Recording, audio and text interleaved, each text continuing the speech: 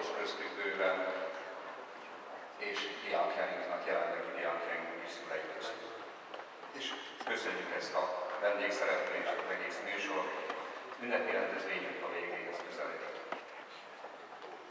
Most a szózat elhangzása után az iskola új zászlója mögött a harsonák hangjára kivonulunk.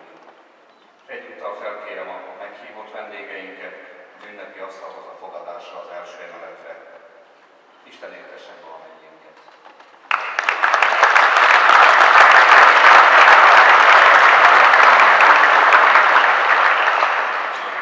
Na záver chcem poďakovať všetkým účinkujúcim a prítomným za ich účasť na dnešnej slávnosti.